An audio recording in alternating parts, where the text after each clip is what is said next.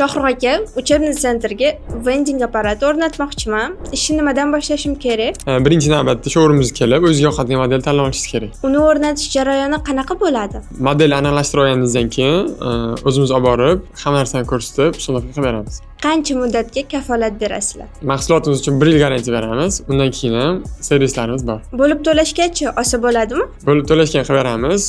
Bo'lib to'lashimiz 6 oygacha. Qancha muddatda o'zini oqlaydi? O'zini oqlash muddati 3 ta narsaga bog'liq.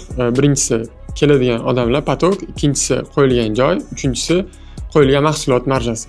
Mahsulot xaridi uchun mijozlar qanaqa to'lov qiladi? Apparatlarimiz hamma to'lov usullarini qabul qiladi. Naqd pul, payme, klik, uzum va kartalar orqali to'lasa bo'ladi. Vending apparatini qaysi mahsulotlar bilan to'ldirsam ko'proq foyda qilsam bo'ladi? Vending apparatini ko'pincha snack va suvlar bilan to'ldirishadi, lekin bijuteriya, kosmetika, atirga o'xshagan narsalar bilan to'ldirib ko'proq marja olsa bo'ladi. Vending apparati bir oyda necha pulli svet yoqadi?